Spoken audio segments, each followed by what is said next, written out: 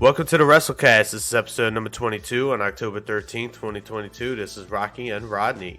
Wesley is coast to coast, teaming up with fucking Shane O'Mac. He's got a work thing, but he's out of state for now. So it's just going to be us two hanging out, talking some AEW shit. Wait till we watch Rampage, and it's going to come up that Wesley is all elite. Hell yeah. Got a match with Danhausen. Yeah. You got the shirt? Oh yeah. That's awesome. I need to get me a Scissor Me shirt. Actually, Wes got me this one for, it's like, I think it was for my birthday or something. It's like, oh, nice. Figured I'd wear it since he made an appearance and helped OC get that belt.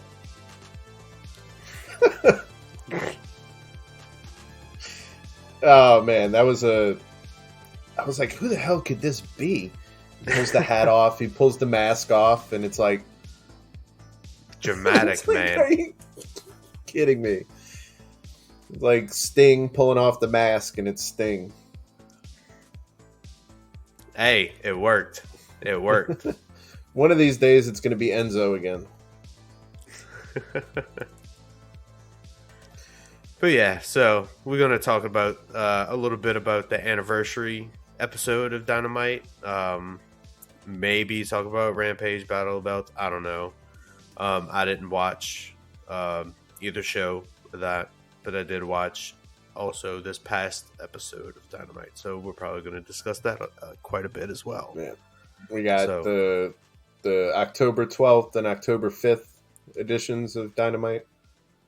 And I got a little special, just one match. The pay-per-view was a little crazy, but maybe if you want to get into this GCW Fight Club.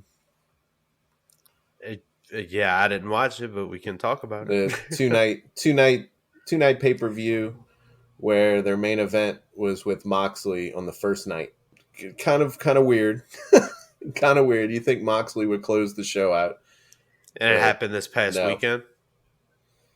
Yeah, it was Friday and Saturday. You had GCW Fight Club. This is a very unique crowd. It's very different from AEW. And far different from WWE. This looks like a crowd that would double for the crowd section at an ICP concert. Mm-hmm. You had the hard cam. They were outside. You had the hard cam facing the ring, and you had a sea of heads. They didn't do the hard cam where you can't see the crowd. You see above everybody's head the whole way through, and the whole time you had two guys right there in camera view with vapes that release clouds. Just like nice. So the whole time these guys are vaping, blowing the cloud up, and it's fogging up like your whole shot, and they had to change the shot up like every time. It's like, at what point do you just go tap on the guy's shoulder like, can you not? Like, but yeah, it was very unique. Oh man, they had a death match tag team.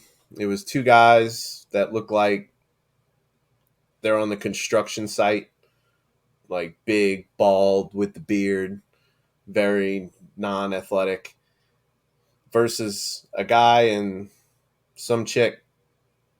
I'm not sure. She looked a little rough, but it was a full-on death match. They pulled out the light tubes. They were pulling out the chairs, like the whole shebang. They had light tubes. They had like one where it was like 6 light tubes wrapped up into a bundle. Oh no! Yeah, I've seen. They would lay it. They had They had glass panes, and they would set up glass on the side and throw each other through it. It was brutal. The finish was this chick laid the guy down, hit the guy, laid him out, laid a rack of tubes on him, and jumped off the top ropes and did a frog splash on top of them, belly first. and rolled him up 1, 2, 3. So this was Jesus. my intro. This is how I started watching this pay per view. So you know me, who's usually like, why so many gimmicks? Um, this was the first match I watched. So yeah, Jonathan Gresham was in this. He Okay. came back out with the big Kraken mask Oh that yeah. he decided not to wear anymore when he got mad with Tony Khan. Um, so this is what he's doing now. It wasn't a death match; they had a straight up Jonathan Gresham match. But the main event, man, I'm so glad, and we'll get to the ending. But Mox versus Nick Gage. You know who Nick Gage is? Oh yeah. Yeah. Yes, Mister had a ton of drugs, robbed a bank, Yes. got Yes. arrested. Like this guy lives to the extreme. And So- Tony Khan's allowing his boy, his champion, to go over to this fucking jailhouse fucking scrap match against the he, dude who fucking's been arrested for robbing a bank. he's not allowing his guy to do anything. It's in his contract that he can go do other dates for other promotions as long as But it we doesn't got interfere with AEW. in I the mean, he's not the. same week we got John Moxley signs 5-year extension and he's got a match against this criminal. He's been. Like Oh, okay. I mean, you gonna call out Nick Gage as being a criminal, like in a profession, yeah, in he robbed professional a wrestling? Like, bank. yes, he had an issue. Hey, look, He served his time. I Once a mean, bank yes. robber, you're always a bank robber. I mean, whatever. That's. I mean, it's irrelevant. But I But mean, look, yeah, Moxley's not the only one that does independent dates. I mean, they no, have a no, bunch of they guys that all do independent dates, and that's what even GCW is. Hikaru Shida came out last night with 2 belts from other promotions. Yeah. So yeah, they're look at FTR. They're coming in with belts from all over the world. They have So, like 8 belts. do you ever watch the? So, I didn't really know much of Nick Gage outside of when he was introduced in AEW. When I think it was Chris Jericho called him out to have a match with Moxley, and that's when he brought out the pizza cutter and they had a big old thing like he cut his forehead, and then they played like a Domino's ad immediately after that. They pulled it out But in this too. but around that same time, I ended up watching the Dark Side of the Ring with Nick Gage, and that they mentioned the bank robbery and all that, and I think I mean I don't know I could be mistaken this, but I think GCW has some ties to CZW, which was that deathmatch promotion years and years ago that Moxley was a part of. And I remember they covered that Nick Gage had like a tour, like fell on some light tubes during one match. So they would every year they would have this show out in fields of just this wide ass open field, just somebody's property. They'd go in and just they'd set up a wrestling ring in the middle, and then people would just come in from everywhere, smoke a ton of weed, and just did whatever. So Nick Gage was doing a hardcore match, and he fell on some light tubes and cut himself on his torso from like arm to waist. And dude was like, "Oh, I want to go back in there. I want to go back in there." It's like, dude, you can't go back in there. You're You're bleeding fucking out. gushing. Yeah, you're about to bleed out. It's like we're not gonna let you bleed out on this shit. I mean, like we're hardcore death match, but we're not going to let you die on Yeah. air. But that shit was wild. That man is insane. Joey Janela lit himself on fire for GCW a few months ago. He was booking GCW at that point. I don't know if he still Yeah, is, but he's booking. He was booking. I He want to booked say he himself to still do that is. shit. Yes, I He want to booked say he himself to still do that is. shit, but then didn't make sure they had a fire extinguisher anywhere in the area. So that I mean, Rookie move. It yeah, was a rookie move. But yeah, boy, they pulled out the pizza cutter in this match. So there was a pizza cutter. and Moxley avoided it. Uh, but that's man. They this whole premise for this was Nick Gage wanted to wrestle, and Moxley has the title. He's the GCW champion still, and the whole premise was John Moxley wants to put Nick Gage down, and he needs to leave wrestling if Moxley can beat him. He wants to put him down like a rabid dog because he loves him, because that's his boy. So that was like the whole thing, and he was saying that I'll put the belt on the line, but if once I beat you and I run you into the ground, you need to quit for good because and your body's going to thank me later, kind of thing. And I believe it. They showed some clips from these guys fighting over the years, Yeah. and boy, him and Moxley, man, they're like Ash and Gary. It's they belong together, dude. They're like the same person, but like opposite mentalities. Like Right. Nick Gage is actually like a psycho asshole, and like Moxley wants to be a psycho asshole, and it works.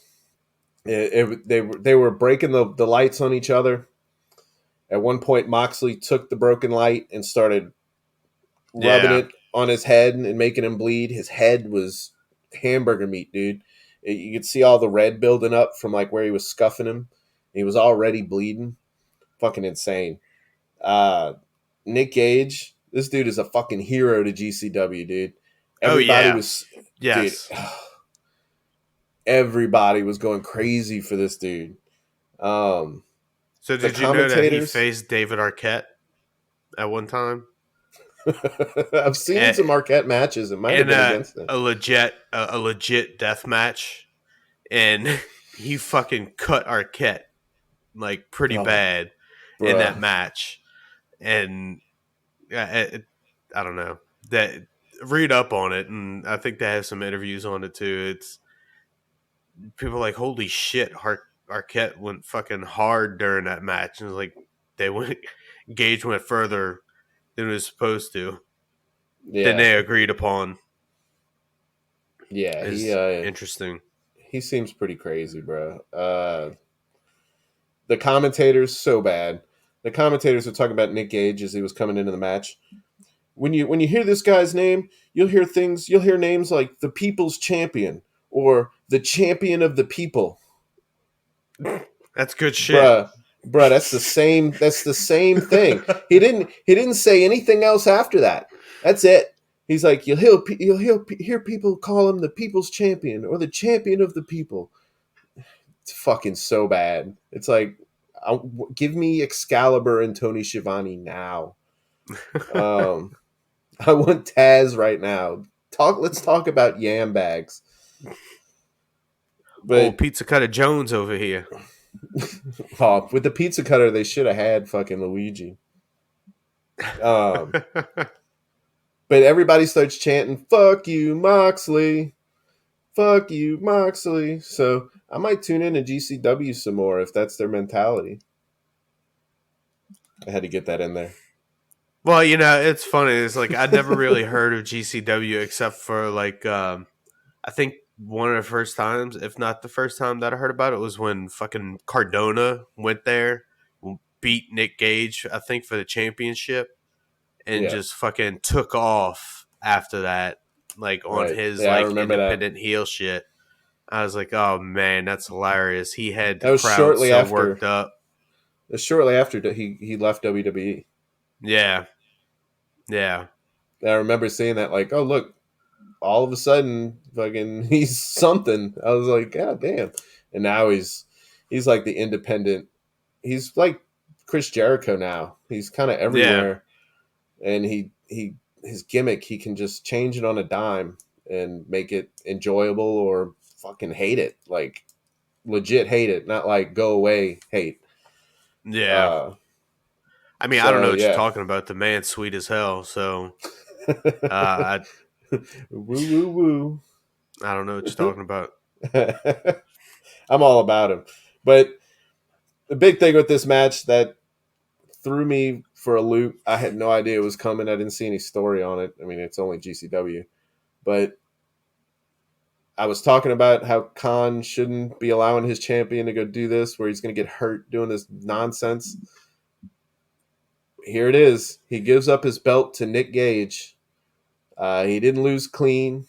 It was some fuckery because in comes Stokely Hathaway Oh, nice. and fucking big man W. Morrissey. They come in and they hit John from behind. They grab him, power bomb him through a pane of glass, and Nick Gage comes in, rolls him up. 1, 2, 3. After Moxley, he hit him with something. They pinned him. Moxley threw his arm up, but then Gage fucking slammed him down, pinned him again. 1, 2, 3. Gave up the belt. So Moxley sounds like he might be done with GCW for a while. Yes. Yes. Hey, and that's continuity. Fucking some more of the Forbidden Door with fucking I don't know. Some It was, interesting shit with the firm, I guess, popping up in yeah. GCW. And that's the best thing they could have done with this. And you get him to break his ties with GCW without having him take a loss to anybody. It's Yeah, somebody he has a history with, and it's just he got fucked over by somebody he can come back on Wednesday with and face face to face for some bullshit. yeah, And and was it? Oh, never mind. Maybe it was. No, it was MJF that brought Nick Gage in. I think with AEW. So I mean, that I would don't remember. I don't remember him being on AEW yeah. personally. It was for one match, and it was like for one of those stipulations. I think. Give me 1 second.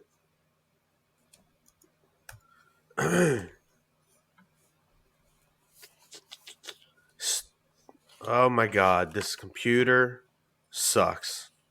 It defaults to Bing, and Bing sucks. I'm just letting you Oh. know. Mine defaults to Microsoft, whatever their web browser is. It's really bad. Yeah. Edge. So yeah, Nick Gage faced Chris Jericho on Fight for the Fallen in 2021. I do remember It was that. set up. Fuck, that It was the was Nick labors of Gage. Jericho, and it was set up by MJF. So hey, some I more do remember that. continuity. Like MJF working with Nick Gage, the firm stepping in to make sure Yep. Nick Gage. Long term storytelling. Yeah, hey, that's fun. That's interesting. Oh That's yeah. something. Yeah, I didn't connect the dots. I forgot all about that. I was like, what the That's hell is cool. Stokely? What the fuck? Look at the baddies in the crowd. Um but yeah, that was that mess. So I guess no more Moxley over there. I guess now we get Moxley full time. Yeah, I just signed Unless that big extension. and It, he's still remember he wants his vacation. His he needs they need a vacation so bad that his wife came over to work with the company because he won't come home. He won't come how, home. you can't get a vacation and then start a new job. So I don't know if you're going to be taking vacation anytime soon. She was like, "Fuck." She's like, "Fuck you. We're not going to Cabo. I'm coming to you." That's funny. Ridiculous. No, but also that's awesome to see her on AEW. That was awesome. I didn't expect that. I saw the message and I forgot, and then I watched it after Wes was nice enough to spoil it for me. Like he does everything, but I was like, "What the fuck?" Right? I was like, "Renee's back, but Renee's not back. Renee's here." Yep. So I want to see her wrestle. I was like, I got excited at first, and I was like, Renee's gonna wrestle, and then like she came right out and interviewed Homeboy, and I was like, oh, damn, I Yeah, I forgot mean, she it's just kind of funny. interviews. I thought about it. It's like, yeah, it's like I've and I didn't really watch her all that much on WWE, but I was like, oh, they put her on the commentary table. That's cool. I mean, that's sweet. Like, I don't know. And then once They I needed to didn't do really, something. and then she left WWE, and then I started listening to her podcast here and there. It's like, man, she's great. I like the way that But she fuck. I don't know. I like her podcast, her interviewing style, and all of that. So it seems like she's doing all her kind of shit. her interview style on the shows have always been better than everyone else.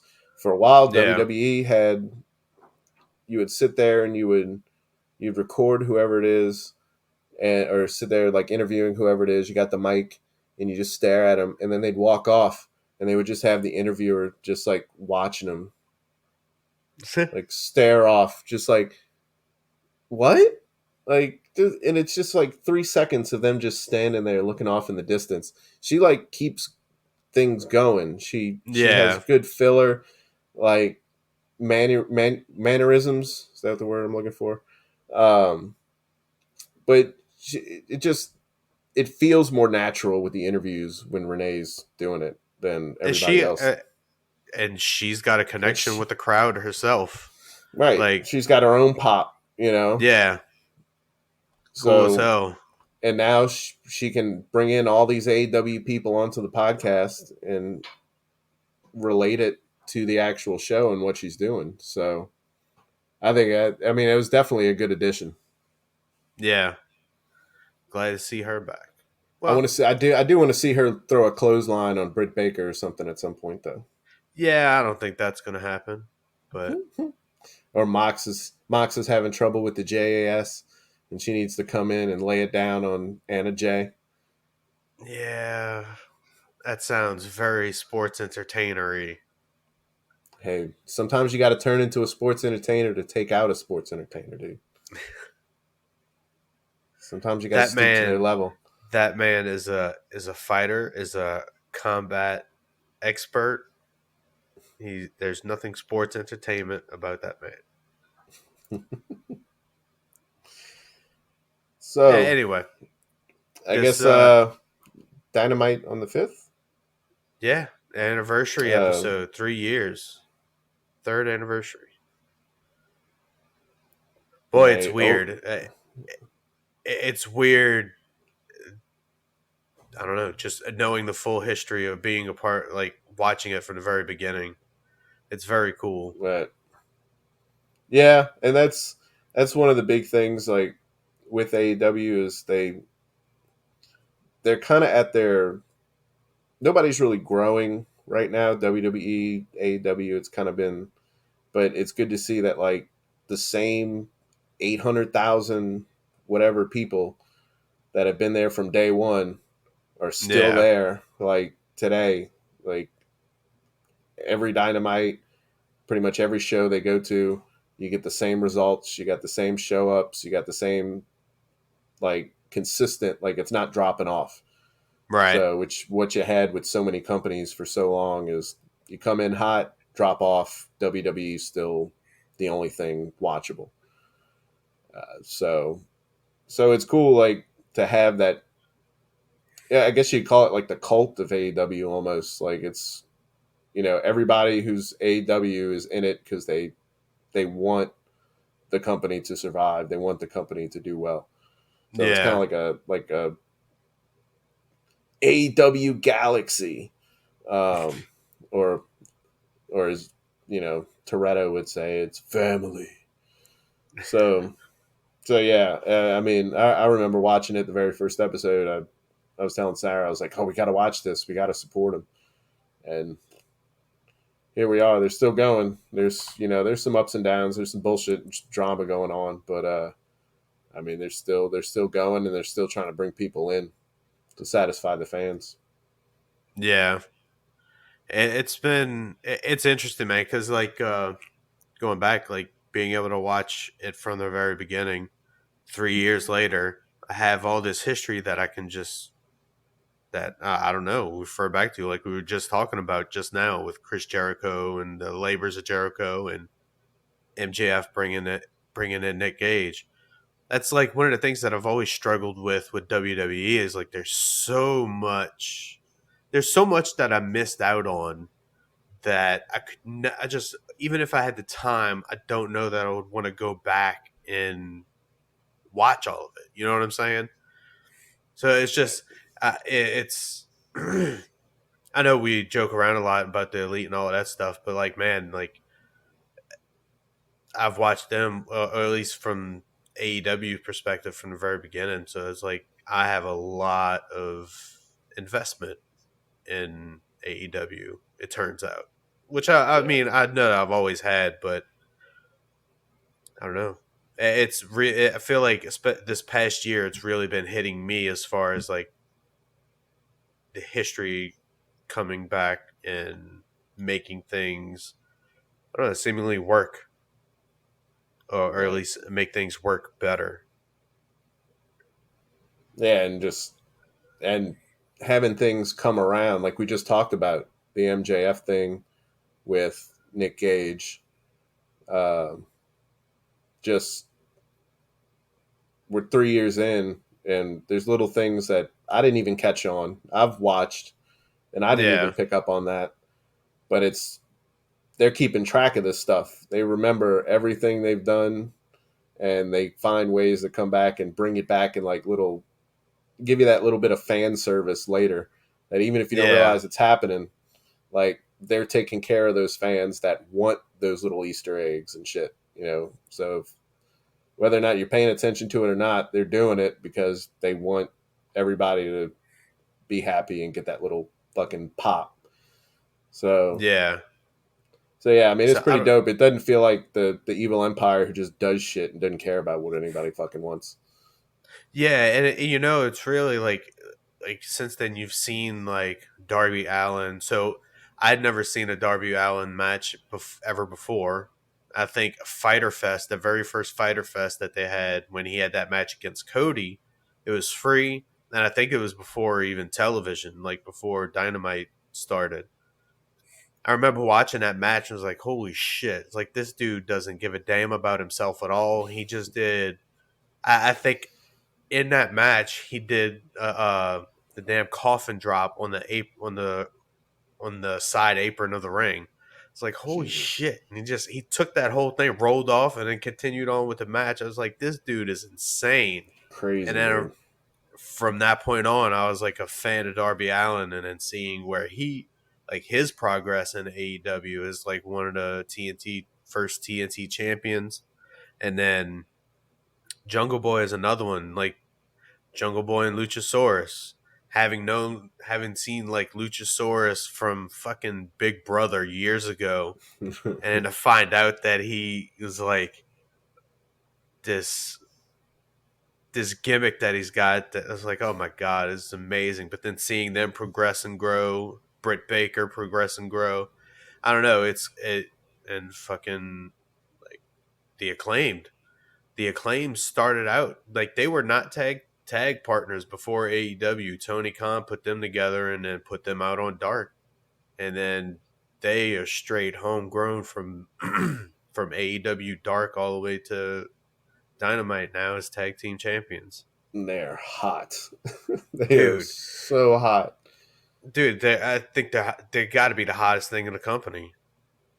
Yeah, I watched the show just last night, the 12th, and dude, the crowd, insane, bro, insane. Everybody was in on it.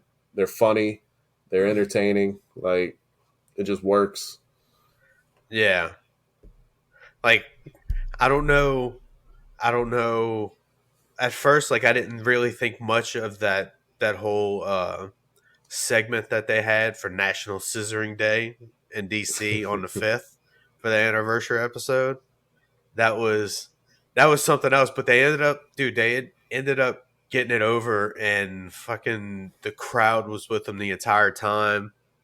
And then they unwrapped the scissors that The golden scissors.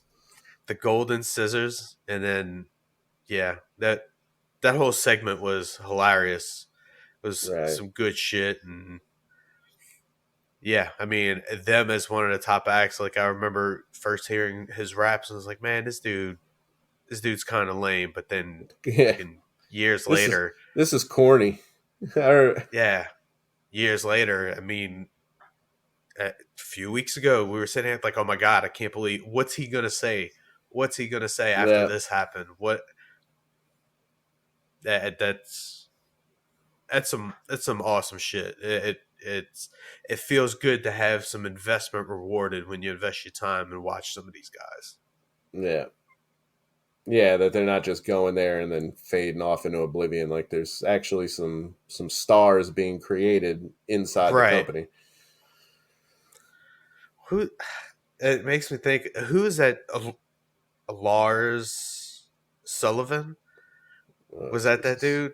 Yeah. He- I mean, you know, they tried. They tried like Lacey Evans, she's another one. Like they tried to make these to mold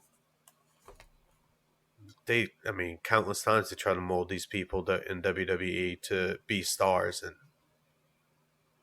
It a never lot of times works. I feel like it never works, and when it does work, it's in spite of what they're doing. Right. Yeah. Yeah. It's always like a yeah, they force it. They got to let it come natural, like we've said before. The Becky Lynch thing, Yeah, uh, it worked because she got her face broken. She didn't get her face broken. She's probably still Asuka yeah. kind of thing. Like she's a step below Charlotte. And, They would still be introducing her as the first women's champion, and then that's it. right? Yeah, the last kicker. Right. Um, yeah, but, I mean, shit. We'll get into that. You already started talking about the acclaim for Scissor Day. That was December. That was our October 5th episode here of Dynamite was Scissor Day. Honestly, there wasn't anything. You had MJF versus Yuta. Um, MJF wasn't going to lose that match. We know that. It No, but was it was a good decent. fucking match. It was a really good match. MJF gave the crowd a little jerk off motion. He was trying to pump him up, and then gave him the little shaky hand, and he was doing his typical fucking his heel thing, he was doing the Hulk flex. He was giving Yeah, everybody that for a little while. And they teased him shaking Yuta's hand at the end of the match. So that was a thing until Stokely Hathaway and his goons yeah. came in and interrupted the match. And then Regal walks down with a pair of brass knucks. Oh, Regal. Oh, Regal comes in to stop the nonsense after telling how MJF is a bad guy, but I'm a real bad guy. I'm like, It's a really? good line. Like, really? I was like, you don't sound like you're that bad, Regal. Like, the worst you've called anybody is a fucking trout slapper. That was a bad line. That was a. It's like, Brit, I, you know what your name rhymes with? It rhymes with shit. yeah, yeah. That's not good. Not good. Not good. Can we record next week instead of being live? Come up with something else. But But yeah, it's interesting. I mean, we'll talk about it later. It's just this development with Stokely Hathaway and the firm with MJF.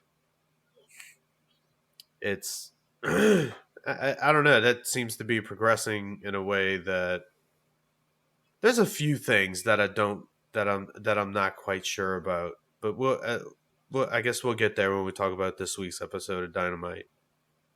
Um, yeah, following that MJF match and firm segment, we got Darby Allin versus Jay Lethal, and match that ends in another. Will you shake my hand? Shake my hand. Shake my Yeah. hand, damn it. But this was a good match too. Like, I mean, fucking, I don't know. I always love Darby's matches, just because he sacrifices himself for my entertainment. They tried to do the whole Ring of Honor shake hands thing. Yeah, And Taz, who caught the nut shot? Somebody, I can't remember who caught the nut shot, I don't remember. but Taz goes, "Oh, we're playing a little yam bag Yahtzee." He's been going. He's been going on the yam bag, Bruh, going to the yam bag a lot. every episode, every He's been going episode, there a lot. he's got to drop a yam bag. But yeah, that was that segment. MJF won. They were just trying to get some Blackpool Combat Club versus MJF thing going. Find something for Yep. you to. Oh yeah. Well, we got that, and then we got the TNT Championship Open Challenge. Man, so I'm not really a fan of Brian Cage. There's nothing. I mean, I don't really dislike him too much, but man, his wrestling never really has impressed me. But man, Yeah, this match against Wardlow was fucking. They were beating the shit out of each other, but then they were also like Wardlow running up the turnbuckles to do a fucking backflip. I think is what he did. yeah. I was And like, Jesus He hit him with Christ. the run up, the Hurricanrana, Yeah, it's just and like then Jesus. Brian Cage did a 619. Like These dudes are way too big to be I doing forgot shit what they like that. called it, but they definitely used that match to just show how athletic those two big guys are. Oh yeah, oh yeah. I mean, yeah, just went back and forth, hitting each other stiff as shit. Is what it looked like. I mean, I'd watch like again. Brian Cage normally doesn't really interest me, but I'd watch these two go at it again. Man, they Did you see were what his nickname is or his branding name is? Swolverine. The Swolverine. Yeah, yeah. What a time to be alive, dude. I mean, I think he's got like his sideburns like him as well. Who's this guy coming in with Brian Cage? So it's Like from Coming to America? so look. I don't know much about Prince Nana, but what I I don't know understand is what that this is about. he's a prince from some African province who's like, I'm going to be involved in a pro wrestling industry in the U.S. Apparently, he's a It's popper. wild. It's wild. I have no idea Well, who I it mean, just was. think And I'm about like, like, what is going on? well, think about it, like he ended up Brian Cage. Does it was supposed to be Brian Cage with Tully Blanchard, but then randomly Tully Blanchard got dropped, and then he ends up with the Embassy with Prince Nana. The I embassy. don't know. Prince Nana, I think, is a ROH person. Mm, That's the association, but that's about all I know. yeah, that's probably it. But yeah, they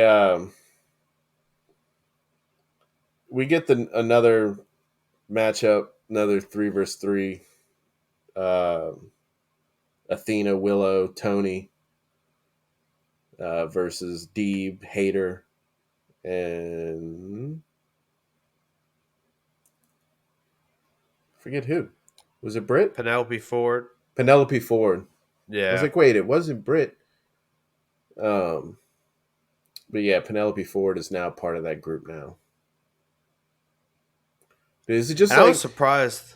it's like the locker room split, not just face and heel. It's like Britt and her crew are becoming like the supervillain group, and like just everybody's starting to like join one side randomly.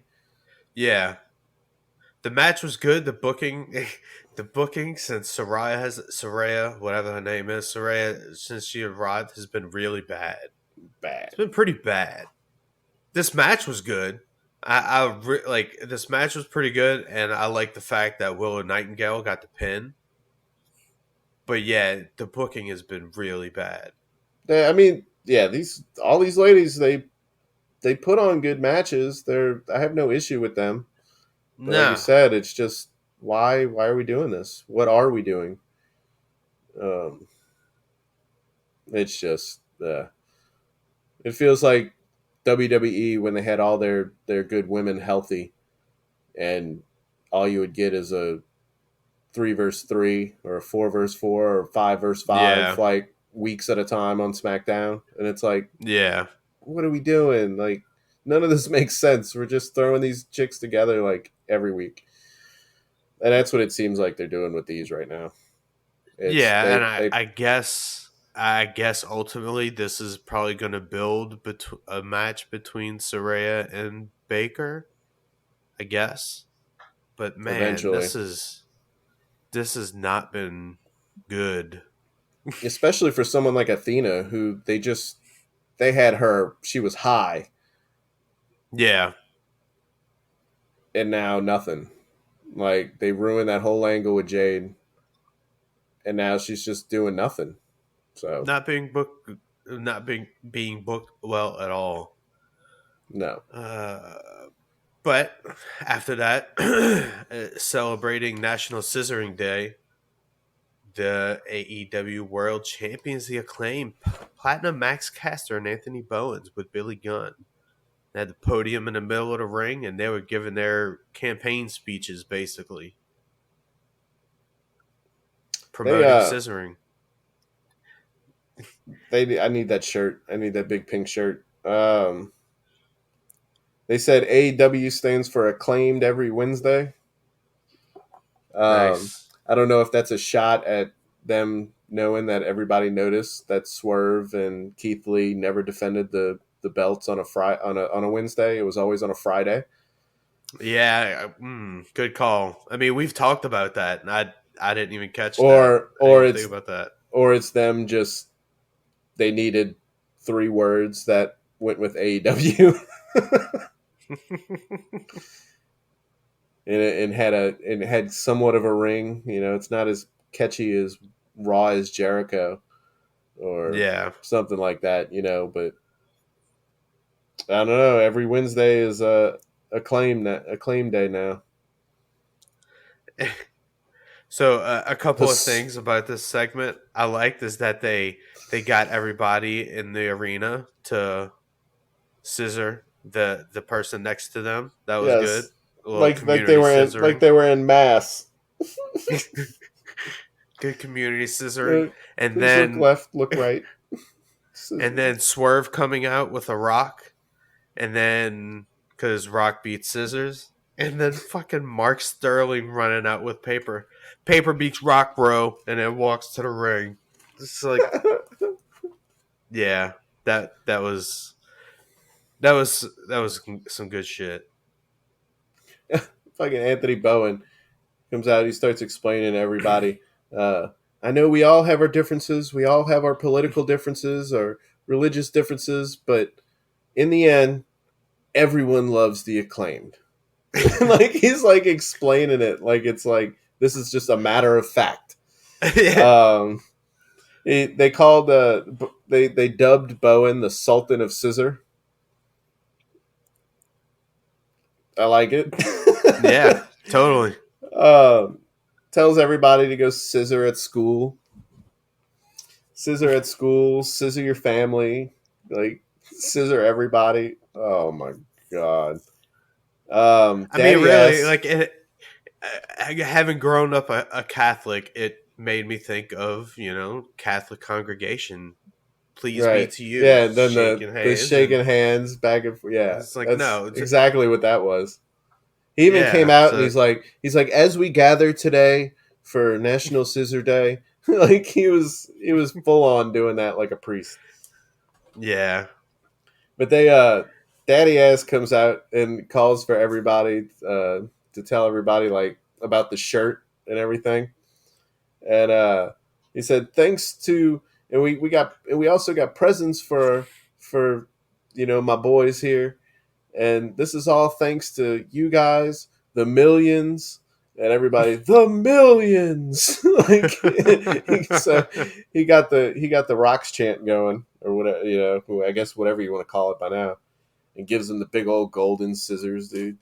It's so funny looking looking out, like while he was swinging the golden scissors. Like he gave it to him, and he was like turning with it, and Daddy Ass was like ducking, like don't hit me with the scissors. Like even though they're like plastic Mardi Gras scissors. Yeah. But yeah, again, Swerve comes out to let him know, like these are your role models. These are the people y'all are looking up to, telling you to scissor. Like it's like, come on, Swerve, you're edgier than that. But yeah, Mark Sterling went and got the trademark, so now he owns scissoring. Yep. No more scissoring on national television. No longer. I like how they.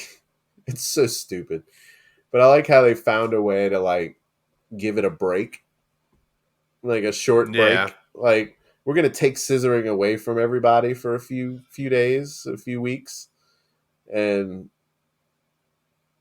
when it comes back, you see how much everybody actually appreciated the scissoring and how much of it was just like them doing it. Oh yeah. So like I like it. They're gonna take it away, and when they bring it back, it's gonna be like even fucking bigger. Like Yeah. you can have Do a everybody in big the crowd fucking with scissors, merch push with scissors and shit. like sell actual scissors, just branded with the acclaim on the handle. Like man, I can't wait till they eventually WWE have would their own death match or unsanctioned match.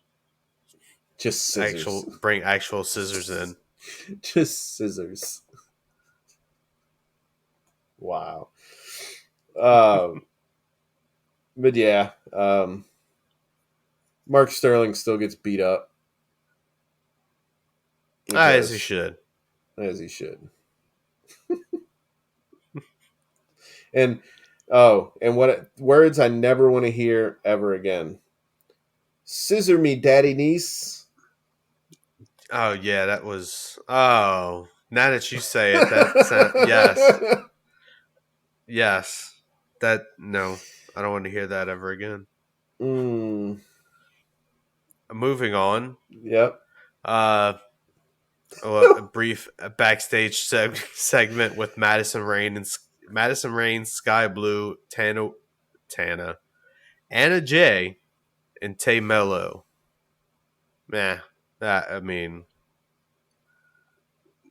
you want to watch Anna Jay and Tay Mello squash Madison Rain and Sky No, Blue? no. Unfortunately, I like Madison Rain You're too, gonna but get it.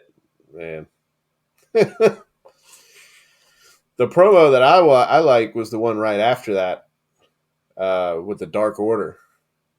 Um, and they were talking shit to Pac and Death Triangle, and Yeah, Johnny Hungy starts mocking Pac and starts talking like he does the whole promo in the that Scottish accent, yeah. and I'm going to I can't fucking do it. I'm not going to do it, but it was fucking hilarious. And then afterwards, he's like, "Did I do it right? It was pretty good, huh? It was pretty good." So yeah, I could do Johnny Hungy and Pac on my television more often. I Oh think yeah. those I think those two can get along pretty well. Um, Roosh versus Page. I don't know if you want. Yeah, which It I guess was I was like, I was thinking, I was like, I guess this is.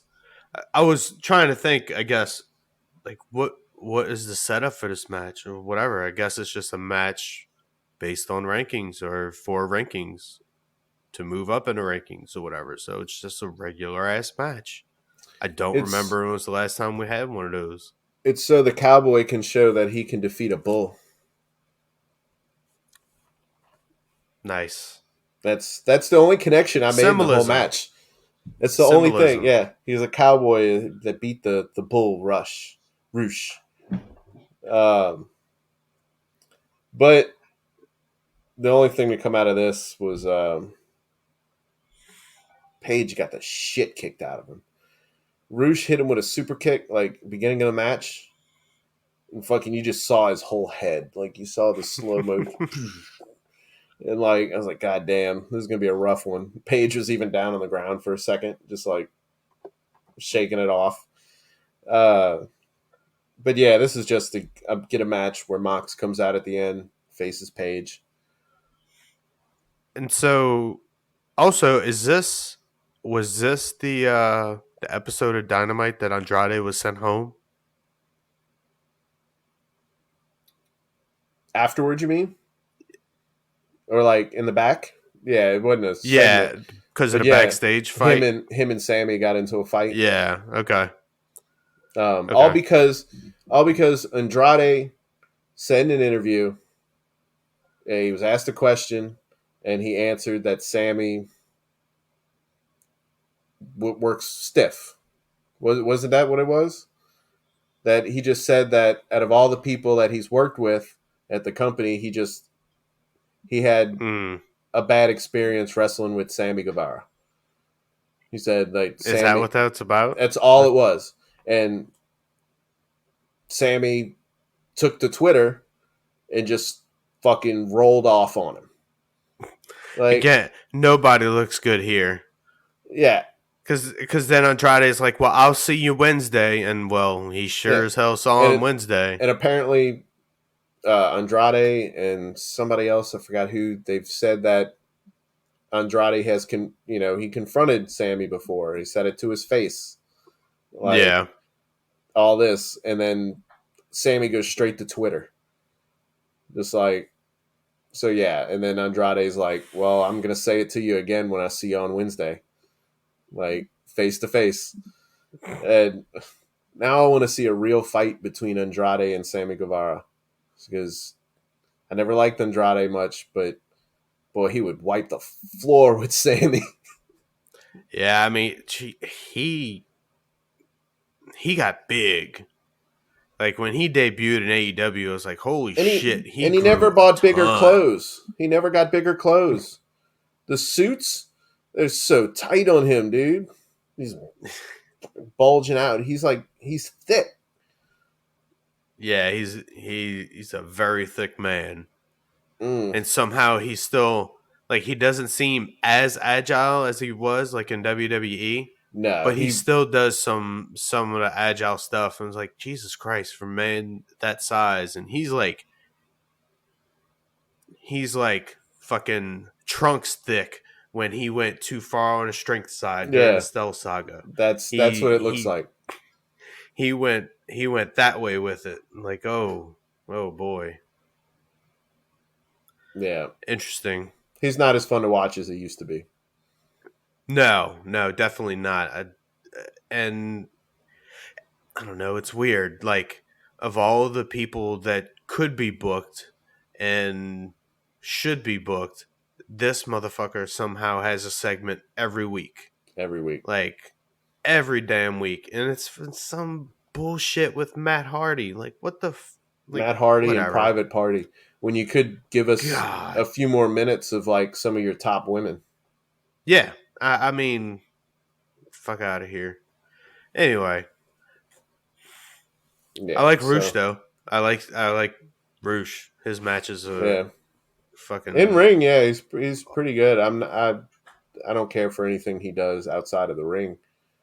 Um, but in the ring, I mean, he can do everything, and he's a pretty big guy. Yeah. But speaking of pretty big guys, we got Luchasaurus.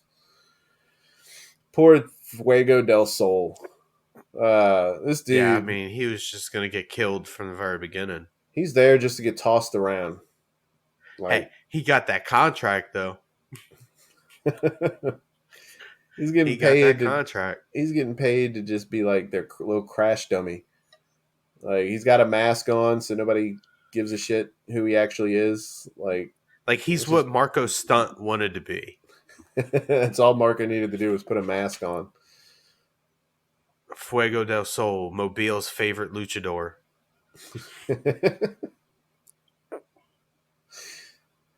Tito Jackson, what was his name? The Sanchez, the South Texas Michael Jackson guy. We need him to show up on AEW now. Oh, Get Santana Jackson. Santana Jackson gets squashed by by Page or fucking I mean, Luchasaurus. dude, you might see him. I mean, that you might see a trio of fucking Santana Jackson, Luigi Primo, and Danhausen. I mean, Jesus. fucking comedy gimmick central. Like with those gimmicks, OC doesn't really seem like that much of a comedy. Like, I mean, but Have it set up anyway. like a squash, but they're going against QT Marshall and his crew, and Oh God, yes, and have them go they over. stumble into a victory. Like they trip, fall, the pizza dough falls on QT Marshall's face. Like Danhausen pretends to put a curse on him, but like he slips on a banana peel, like some stupid shit. Oh man, but yeah, Fuego del Sol squashed by Luchasaurus. This was just to get JB out. This was just to get Jungle Boy Jack Perry on camera some way. Oh yeah. You notice how they call him Jack Perry now? He's no longer afraid to use that name. He said for the first couple years he didn't want to be known as Luke Perry's son. So now he's Jungle I Boy was Jack hoping Perry. they'd start referring to, and it sounds stupid, but I was hoping that he did just start referring to him as Jungle Man. Jungle Man. That's the kind of detail I'm looking for. And then 3 more years from now, he's graduated, he's assimilated into like culture, and now he's just Steve from accounting. Yeah. So yeah, Jungle Boy with the "You were my best friend, you were my friend, and you did this, you threw it all away." So that's setting up. We still have more of that going back and forth until randomly in a few weeks they decide, never mind, we're friends again, and then they turn again. Like I don't really know where this is going. Um, I don't know, they but they false ended up started it. having, yeah, that match that they had this past week. I enjoyed it. I enjoyed the hell out of it. It Yeah, might have been my favorite Luchasaurus match that I'd seen so far. yeah, and we're about to get into that. That's for the next show, the episode, the October 12th episode. It was a pretty good match. Before we get into that, the main event though of the anniversary show was Daniel Garcia and Bryan Danielson versus the Ocho, Chris Jericho, ROH World Champion, and Sammy Guevara. Son of a bitch. Lionheart, Chris Jericho. Get it right. Was he Lionheart for this? He was well. You I know, he mean, came out as Lionheart for the 12th last night. yeah, for this past episode. Right. But hey, the Ocho is Chris Jericho in all his forms. Yeah. So yeah, this I don't know how much you remember from the match. I just watched it, so it's pretty fresh. Um, it was kind of just back and forth, your typical Jericho, Daniel Bryan stuff. Daniel Garcia putting moves back and forth, getting to the ropes. Spanish flies from fucking Sammy Guevara. But Garcia gets Chris Jericho in the Dragon Slayer, which looks like it's just a sharpshooter, pretty much. Um, Yeah, Jericho's about to tap. Sammy comes out of nowhere, gives a super kick to Garcia, and saves him. Then turns and Sammy flips out of the ring over the top ropes and jumps on Daniel Bryan. Looks at the crowd, puts his hands up, and everybody starts chanting, "You still suck. You still suck. You still suck. It's appropriate. It's appropriate. It's like, yes, thank you. Thank you. Fuck you, Sammy. But it was just an all right match. I mean, they're really just setting up for Jericho versus Daniel Bryan, Yeah, which is going to set up into even more shit, which we'll see. which I mean, after this match and once they set up Jericho Danielson 3, I was like, I was not looking forward to it because I did not see Jericho No. losing The the belt. big thing they're doing with this So is the ROH it belt. sucks to see Danielson lose another match. Right. I hate saying that. It's even with it being bullshit because it's from Chris Jericho hits him with the Ring of Honor belt, and that's the whole Yeah, storyline they're trying to push with Ring of Honor. Is Ring of Honor is honorable. They shake hands after matches and none of the right. bullshit. And Jericho gets the belt, and the first thing he's doing is shitting all over it by winning matches and doing dirty shit. So they're trying to push that like Jericho is actually ruining the Ring of Honor belt. So I guess they can eventually come up with some kind of big hero who's going to restore the Ring of Honor name and whatever else. But it's just more Jericho shit, more JAS nonsense. Watch it turn out to be like the first belt that Danielson wins in AEW ends up being the ROH World Championship or like the Pure Championship, He's got the Pure some shit. Championship, Garcia. No, I'm saying Danielson. Oh, Did I say Danielson. Garcia? I Danielson. meant I thought you Danielson. said, I don't know, maybe you did. Been a long week. Uh, Yeah, but yeah, that's this match, this show, and it's one of those things where I said in the commentary, they got to kind of watch themselves sometimes, even if they're in picture. If you're watching it on TBS and all, you don't get the commentary. But if you watch it yeah, on Fight TV or whatever the hell it's on, I'll stream it on a third party site a lot. Um, but Tony Schiavone, they're sitting there in picture, and they just start talking. Like if you ever listen to it and find a stream, they'll just start chit chatting about whatever. And it got quiet for a second, and Taz goes, "Oh, what are you doing over there, Tony?" And Tony goes, "Oh, nothing. I was checking the Mets score."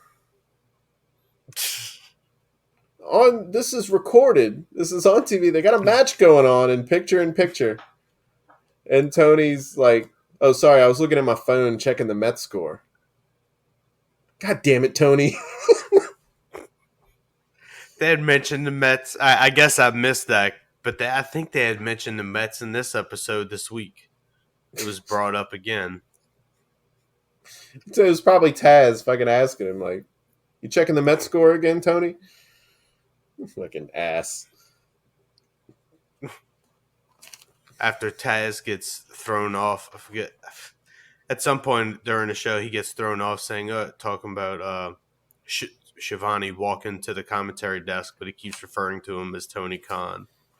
Right. It's like, wait, Tony Khan's out there? It's like, that doesn't sound like Tony Khan. It sounds like Tony Schiavone. No. Mr. Man and Mr. Man with the mask. Uh, so yeah, that pretty much wrapped up that anniversary edition. They didn't give us a huge final match. They were just building up more shit that's going to come on this episode of Yep. October 12th.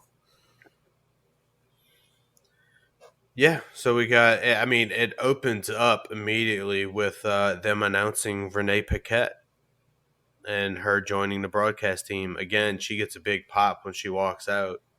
And she's out there for about a minute and then introduces an interview with Christian Cage before the Jungle Boy Luchasaurus match. Matt Caster has some splaining to do. He said over a year ago that Renee Paquette was all in his DMs trying to give him some oral sessions. That's her podcast, by the way. And now that she is actually there, he needs to make a rap referring to how she needed oral sessions with Caster so bad that she needed to come over to AEW and sign a contract. Well, you notice she actually changed the name of her podcast. It's just Now it's just Sessions now. the The Sessions. Sessions, yeah, Yeah. yeah. I didn't know why. It might have been advertising. Her having deals and stuff with certain people. Yeah. They may have had companies that wanted, like, oh, we're looking for something a little more. Well, hey, I'll change it. Give me $1,000,000, I'll fucking change it. Um, I have a feeling it was something like that because I thought it was funny. I mean, all of a sudden I Yeah. looked up and it was just the Sessions, and I was like, maybe she's just saying that for short. Nope, it's just the Sessions now. It's interesting. Actually, After. actually, Google searches. She probably had to change it. Yeah. Yeah, Good point. Good point. yeah. She probably That got a lot SEO of will get you. she probably got a lot of people in trouble. Yeah, that SEO will get you. Kids at high school, like, using their lunch break or whatever, fucking go up, sit in the computer lab and do whatever, and they're like, oh, let me put in the oral sessions. And the teacher brings up the search history for the computer. Yeah, I know how that works. So yeah, it was probably a business decision. It was funny though. Well, oh yeah. Well, that leads into a match with Jungle Boy Jack Perry and Luchasaurus. After the And like I face of said, Canada comes out, yes.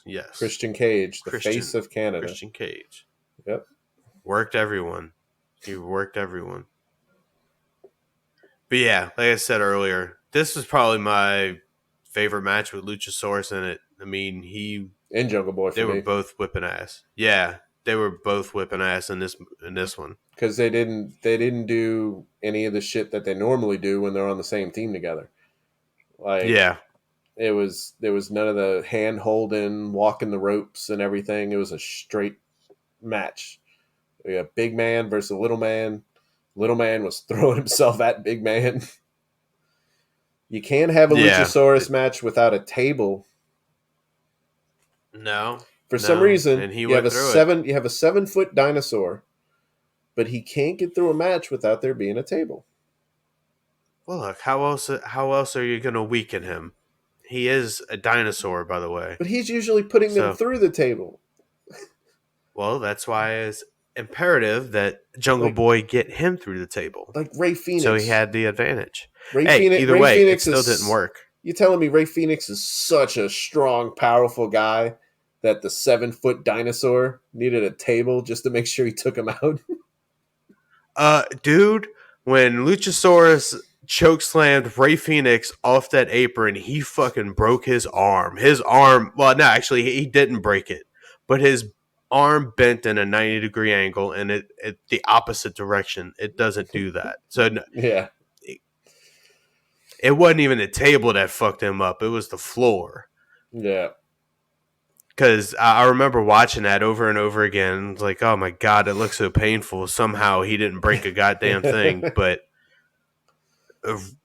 Ray, for whatever reason, decided to catch himself when he was being thrown down onto the table and his arm hit the floor and it just bent backwards. It was like, that right. was gross. I hate watching shit like that.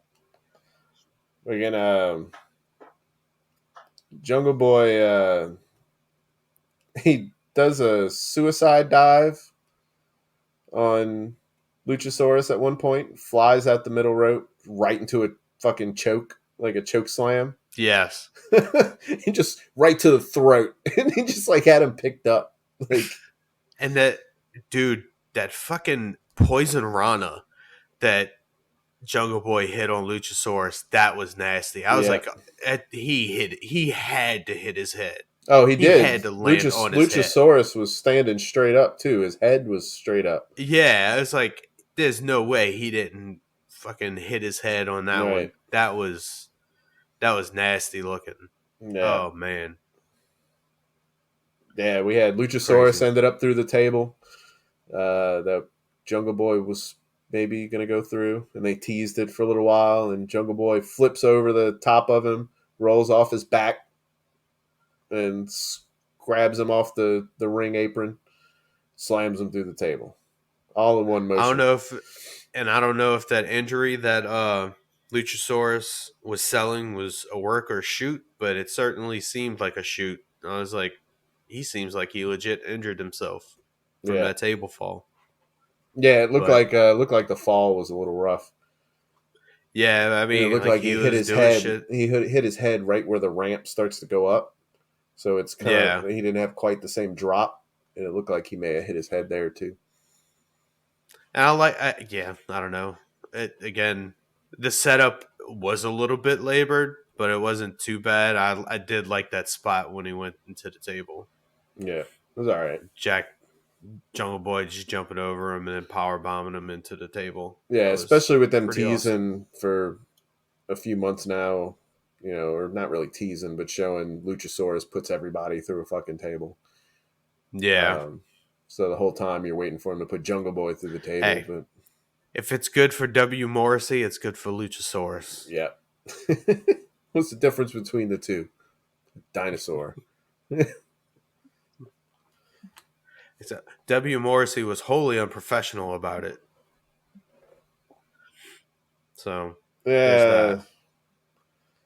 but unfortunately, in this, Jungle Boy still takes the choke slam, Yep. and Christian Cage comes down as a distraction, and then that's it. yeah, Jungle Boy takes the L. So I don't Yep. know where they're going with this. It didn't. The payoff for this is going to be at a pay per view, so I kind of knew whatever it was going to be, it wasn't going to be the end. Yeah. But I really personally just don't know where they're going with it. So I don't have any ideas. Yeah, I don't know. That like I ended up enjoying this match, but as far as the larger part of the story, lost interest a long time Yeah, ago. yeah. The match itself was fine. And we got a backstage segment with Renee Stokely and Ethan Page. This is just I think I missed that. trash. Uh, So you know this what? I was did tune out on this one.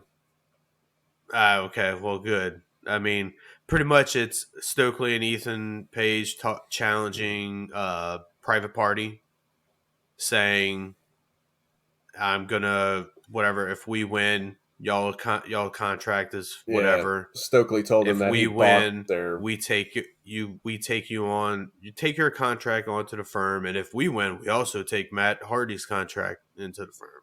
right. Whatever. I don't give a shit what they do with Matt Hardy. So Yeah, whatever. yeah, Next, we get Warjo. And my favorite person, QT Marshall.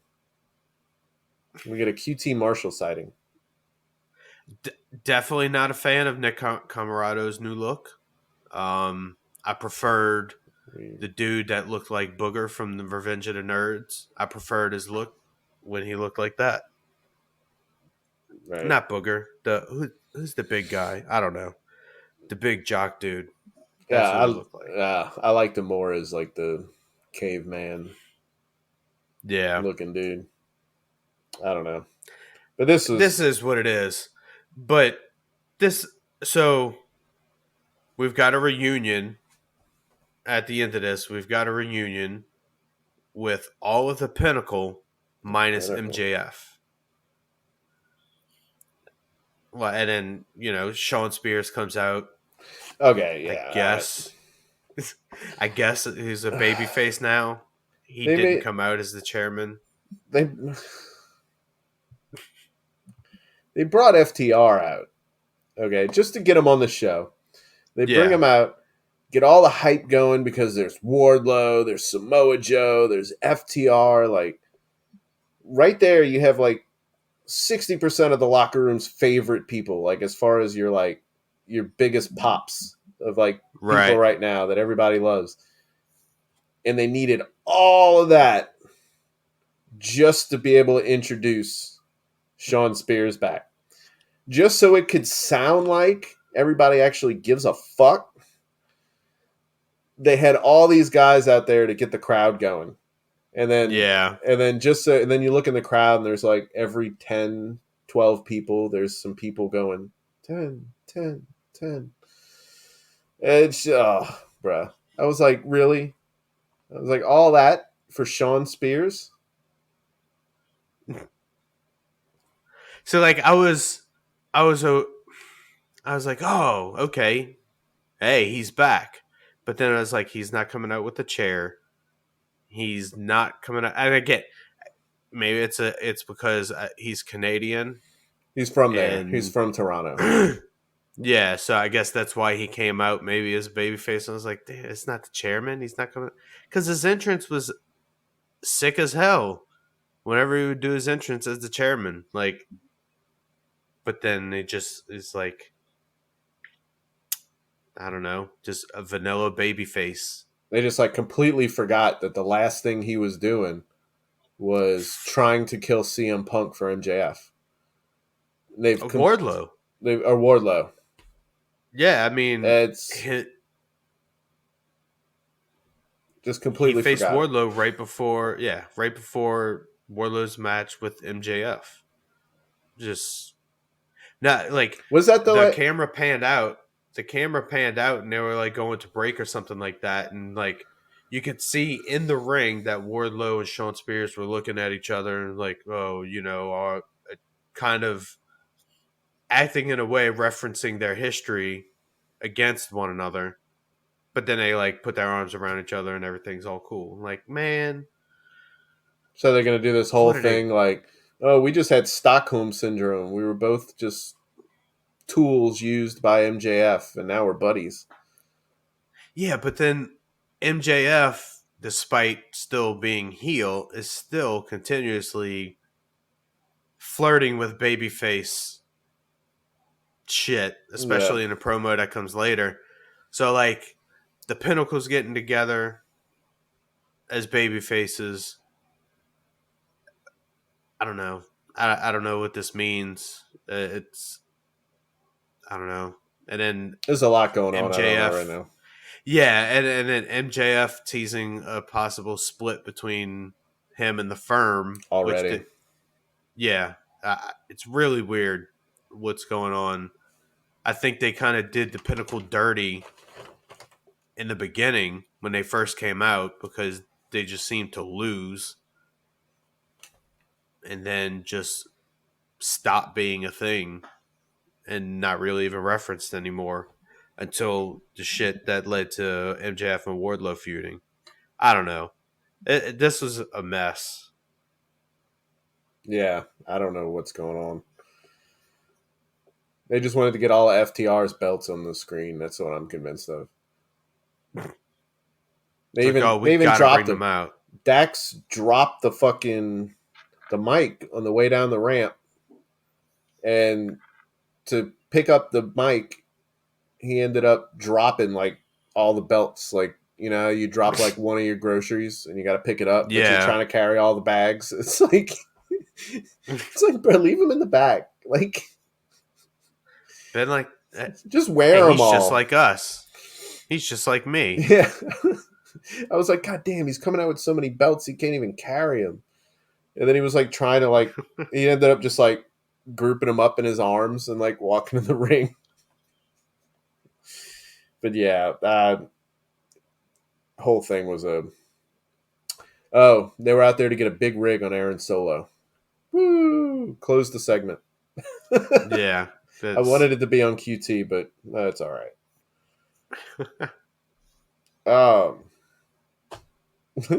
JAS segment. Did you see this?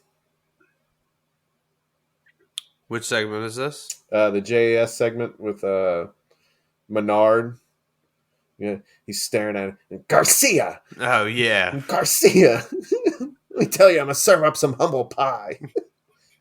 I They promise think you. of Garcia, Jericho saying they think of Garcia as a son. I look at him as a little brother. His son, Dave Garcia. Yeah. Oh, crazy.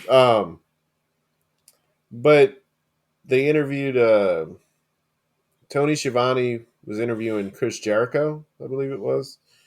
And it was Chris Jericho.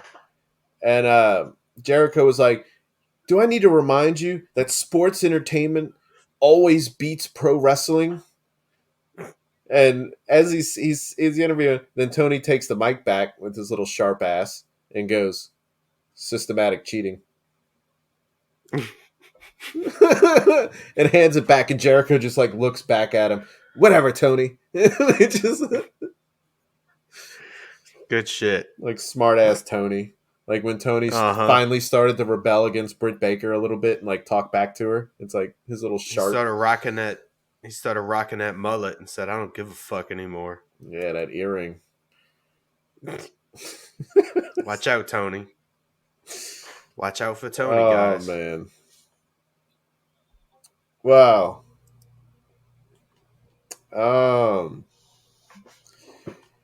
It's Swerve versus Billy Gunn.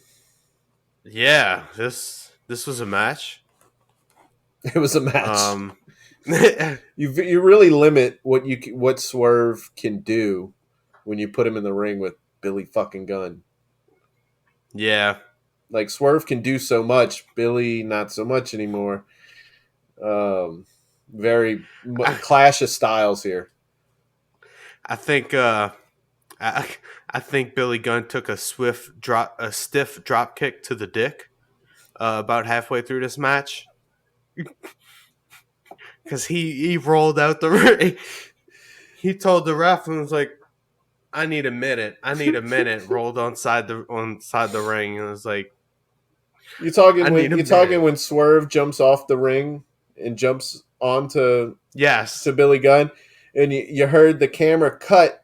I don't know if you could see it on the TV broadcast, but on the stream broadcast, they didn't. You heard Billy Gunn go, "Oh shit!" Like right after he did it, the camera cuts the Swerve rolling off of him towards the crowd, and you hear Billy on the ground. Oh shit! I was like, oh, dude, he just got the shit kicked out of him. And I guess it must have been that. He must have caught it in the nuts, the yam bags. It was bad. And like Swerve rolled out and was like looking towards him and was like, oh, wait, no, he's actually hurt. So I guess I'm going to just stand here for a second and give him a minute. Then I'll make my way over there. The dude was like, clear as day. Oh shit! Like camera wasn't even in his direction. Oh, bro. So yeah, I knew something happened. But yeah, he gets. I mean, they did as much as Billy Gunn can do. Billy Gunn sticks his head between his legs, looking like he's going to go for the power bomb at one point, and instead of doing he fakes the suck it. The whole crowd's ready to do it. Yeah. And he stops and goes, so scissored himself. Oh, man. Taz calls him out. He just stopped to scissor himself. Sometimes you just got to scissor yourself. Like, oh, it's great. But, Taz. It took too long. Taz with the best call here. He flips Billy Gunn. I forgot what kind of slam he got him in, but gets him down on the ground and then climbs up on the top ropes. And Taz goes, Swerve's kind of in control of this match right now. He's getting up on the top ropes. He might have Billy done. Nice. Like fucking Taz, dude. Nice. I love Taz. He might have Billy done. Fucking classic. Yeah. Oh no. So this was actually the match where you ended up having Sterling come out. Not last week. It was this week. Yeah. But yes. National Scissoring Day still happened. This is the one where Mark Sterling comes out at the end, stops Swerve, who apparently he no longer cares about firing anymore, and comes out to ban the word scissor in professional wrestling. So, Yeah. And then ends it with, until then, scissor me, daddy niece. Scissor me, daddy niece. Fucking so bad. Somebody had a sign out in the crowd for this. Did you see it? It was just a big face of Jim Cornette. No, I didn't. Just holding up the big face. It was like the Obama picture, or like the change, Oh, okay. or whatever. But it Yeah. was fucking. It was just a big face of like Cornette. Yeah, Nice. right next to Jericho for Prime Minister. Nice. I can see a wizard rising up to Prime Minister. Not the Ocho, though. Ocho's too much.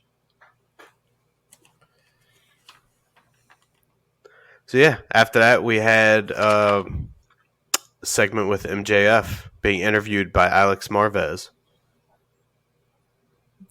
And oh, wait, hold on. Let me pull up my notes because I do have some notes for this. And yes, it was the line, the old Dynamite trope. I'm in an interview and you interrupt me.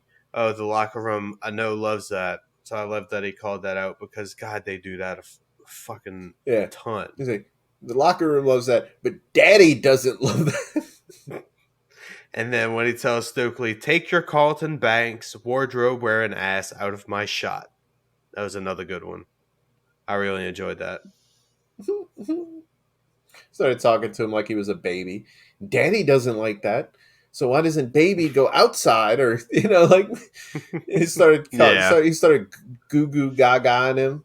Like, he totally made Stokely look like ass. It's a strike two. Daddy's mad. Good shit. Oh yeah. But yes, Daddy. Yeah, then he looks to the camera and calls out Regal. He's like, "Well, you don't like me. Well, tough shit, because I don't like me either." Yeah, another super intense MJF promo. Always good. I have here. It's MJF on the mic, fire promo. So that's my notes. It was pretty good shit. Now, not as fire promo. I guess emotional. Fucking whatever. Mox comes out. Mox talks his shit. It was okay. Whatever. Crazy Mox. Then Paige comes out, and we have the Mox and Paige. Justin. And we got the yeah, sorry. So we got the Paige comes out, interrupts Mox because Mox called him out, and as soon as he said his name, there's the music. Paige comes down and starts going on and on about how he looked up to Moxley in a way and looked forward to representing the company and blah blah blah, and how he's a man, and he starts punching himself in the face just over. I'm a man. What? Bruh, what are you doing? It was just like, it was him pouring his heart out there, and I'm sure when he wrote the promo, he's like, man, this is that emotional fire. I didn't care. Oh, so clearly you have no emotions. It's got to be it. I just didn't care. It's like all the Lacey Evans shit in WWE. Like when they brought her back and she was giving all this emotional shit about her family in the military and everything else. And I was just like, I still don't care. First off, how dare you?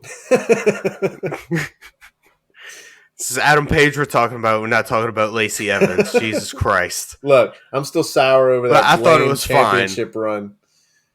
I need some time off. I thought it was fine. He's still doing the anxious millennial cowboy shit. And that's all this was. He talked about how he's depressed and the meds don't work and everything else. And I'm like, man, this shit's getting depressing. Hey, man, that's fucking life. It's like I'm thinking about the South Park. What it is. I'm thinking like the South Park episode, watching it. Like, he's going through all this drama, and I'm like, God damn, just fight him. Just punch him. Like, you're a man. Don't punch yourself. Fucking hit Oh Mox. man. Draw some blood. But yeah, I don't know. I guess that they're set. That match is going to take place on Tuesday, which actually they're going to be on Tuesday next week. Which I forgot about that. Oh yeah. I forgot they are doing that. I heard him say it. I forgot when they were doing it. But anyway, yeah, they're setting that And up. they love them MJF watching from skybox shots. Yep, love showing those. Even for this, they're in there talking, and he's just sitting up there. Come on. Yep. But then we get Lionheart Chris Jericho versus him. The American Dragon. Yeah, you see, you can't even get American it right. Dragon. You see? Bryan Danielson. Danny Bryanson. Sure. Yep. You know who we're talking about. The vegan guy. You're right. But this was a lot of the same shit they did last week in the tag match, the week before, except they started to get more into like the technical back and forth because he's Lionheart Chris Jericho, and that's what he does. He does that little bounce off the ropes where he does like the backflip. I forget what's the name. It was the lion salt. The lion salt. Yeah. Boy, he can barely get that anymore, dude. He wants to hit it so bad, and it's just he barely hits it. Dude's over 50 now. Right? It's like time to hang that move up, dude. Let's do something else. Yeah. Let's throw more. Let's just throw more elbows and shit. I think he's only whipped that out whenever he's playing the Lionheart. Right. Yeah. So yeah, he does the code breaker. Bryan Danielson tried to jump from the top ropes on him. He reversed him with the code breaker right to the face. And then the bullshit started. They ran into a ref, knocked the ref out. So, of course, you run into the ref, and now he's unconscious on the ground because you bumped into him. Yeah. And it wasn't Remsburg. But, yeah, Matt Menard comes out, old Daddy Hands. Gets the belt. Daddy Magic. Cool hands. Cool hands and Daddy Magic. So he comes out, he gets the belt, he passes it to Chris Jericho. And was it Chris Jericho didn't use it? He was about to. Like, he was about to, and then Daniel Garcia sprinted to the ring, ripped it out of his hand, pushed him down, and ended up knocking out Danielson with the belt. Well, he let Bryan Danielson recover and hit him with the drop kick. Just watched it happen, and then he turned and hit. Yeah, Danielson. he really struggled with that. I had to think about it every time, dude. He hits him with the belt and gives him the over the shoulder stare back. So you don't really know like what's going on with that. Yeah, because he didn't really like, and he still seemed kind of pissy. So I don't know if like, I don't know. He didn't seem happy with Chris either. So no. See, if he would have thrown on the little hat, I'm like, oh yeah, he's back sports entertaining. Pulls out his back pocket. I just don't know. There's rumors saying that like it could be that Jericho, they're gonna work some angle that Jericho has some dirt on him, or they've threatened to hurt somebody that he knows or works with or whatever, and making him act on their behalf. If not, then it just feels like they've done the whole Jungle Boy Luchasaurus thing again, where it's like, it's like, oh, we're friends. Oh, we're bad. Oh, we're oh, no, we're bad. Like they don't really know what to do with it. Yeah, and I don't know. I feel like with Daniel Garcia specifically throughout this whole little feud or whatever the story that they've been building, man, his ability to act and portray his emotions, project his emotions, is pretty fucking good at it. Yeah, And that's why I was like that, and that's I think probably why I ended up reading into his reaction and what he did. He wasn't just he's got a good face for this it. right, and he wasn't just cheering about like he wasn't cheering with the rest of the JAS. He was just still kind of like pissed off or pissy or whatever. He's So I was like, I'm curious if that's going to lead to anything he's else. got that B Rabbit look.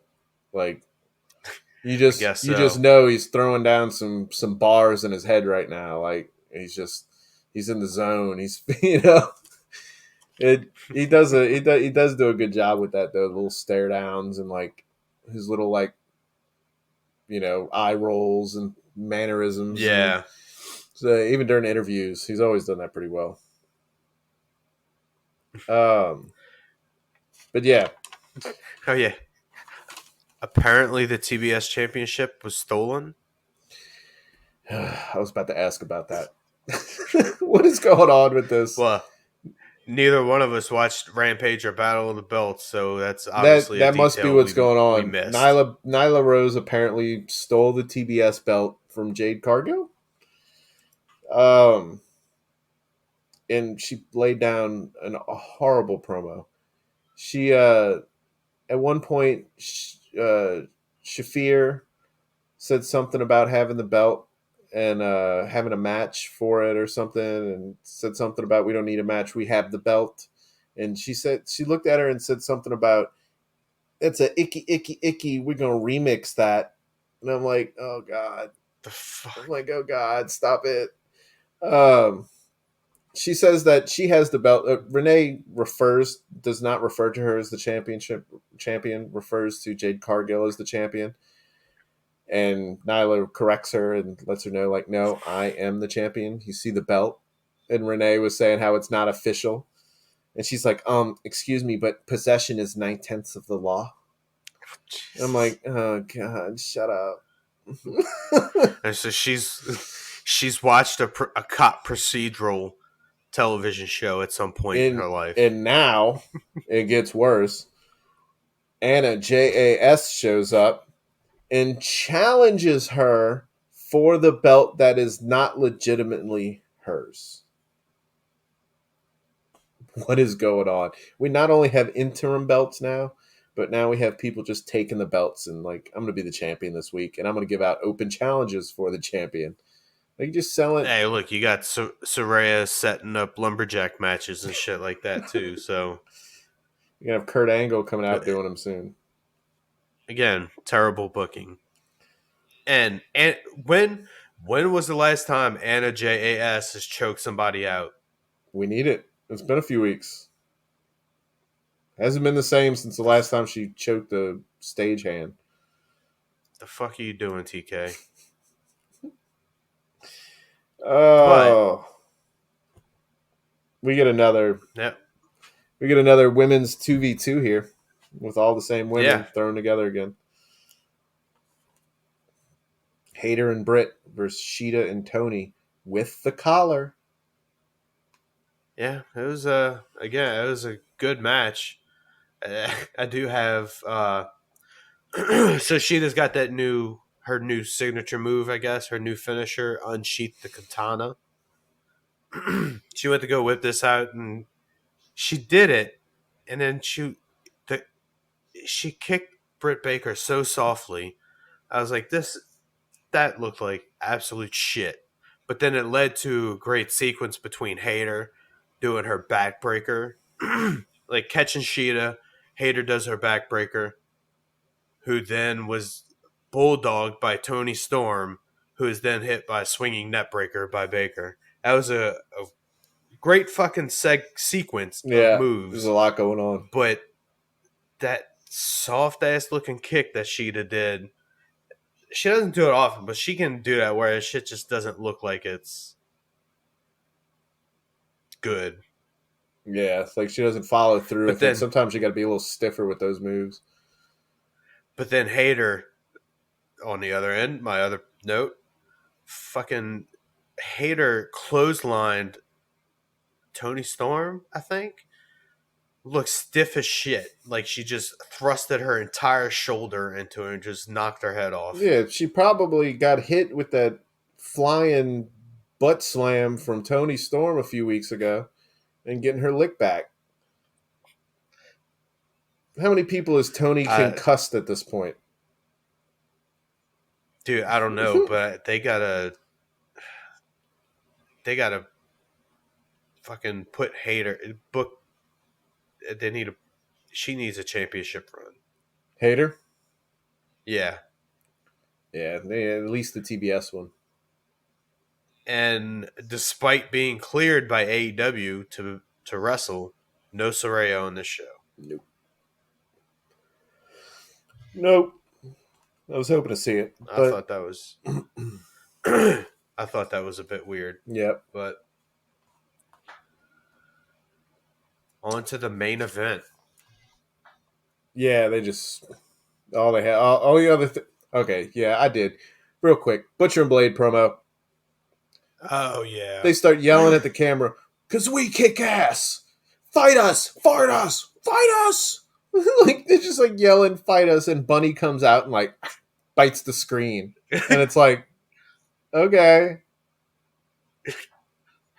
yeah, that wasn't appealing at all. no, it wasn't. So now we can move on to the main event. Well, yep, there you go. Look, Orange and Pac again. This time again for the All Atlantic Championship. Pac sells his ass off, dude.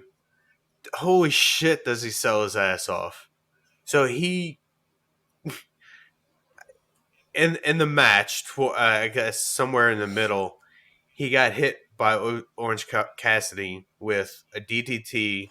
Orange Cassidy running from inside the ring, goes through the ropes, catches Pac with a DDT. He like stands on his head, and then I don't know. The way that he sells his DDTs, it's like it looks like he lands on his head and he just topples over. There's like, a holy few shit. of the women that sell really well for Britt Baker's sidewalk stomp, like her curb stomp. Yeah. Athena, I think might have been Athena that ate one. Tony might have ate one, and their head, they like stand on their head like they're breakdancing. Yeah. It hits and like they kick up so quick. He does that same thing, and that's what I have written here. Is fucking OC dives through the ropes with a suicida into a DDT, and then they get back into the ring, and Pac goes to like lift him up and throw him, and Orange Cassidy like squirrel runs around him in midair and turns it into another DDT, like without his feet touching the ground. It's like, good God. Like, dude, I love when the sudden athleticism that Orange Cassidy puts out is fucking incredible. The dude goes from like looking like he's not showing any effort to all of a sudden the sloth style, man. Gone. Like, he's the king of the sloth style.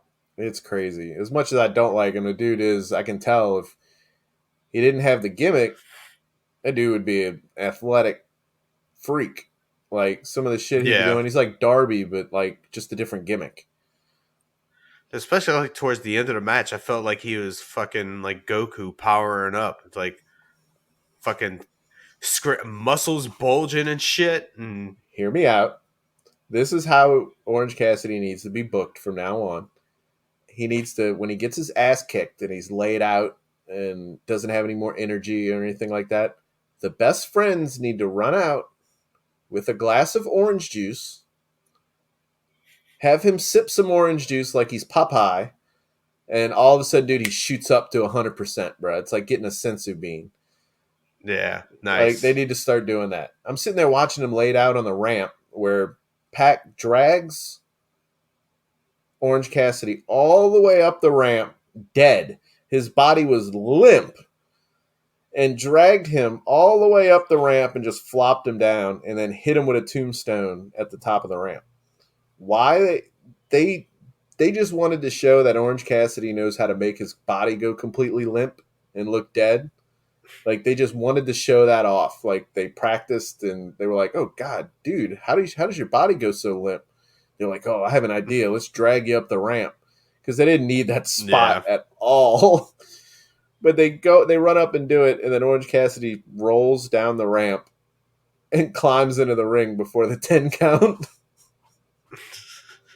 I was like, dude, yeah, Orange Cassidy matches take me for a ride. Everybody started chanting at him after he tombstoned him. "You sick fuck! You sick fuck! You." So that was good. Nice. And while Orange Cassidy's rolling into the ring, he takes a break in between to shake up and like fix his hair, and then like keep rolling, all sad. He's so consistent. The man, like it or the man knows his gimmick, man. Hate it or love it, like he works it. Yeah. Oh, bro, it was a pretty good match. Pac started mocking Orange Cassidy at one point, standing him up, putting his hands in his pocket and everything. Everybody starts chanting, "You're a bastard! You're a bastard!" Like, the crowd was on point for it. But yeah, so this Pac Hammer cheating bullshit is lame as hell. They've been doing this the past few weeks, and it's been shit. I didn't like it at all. But even outside of that, man,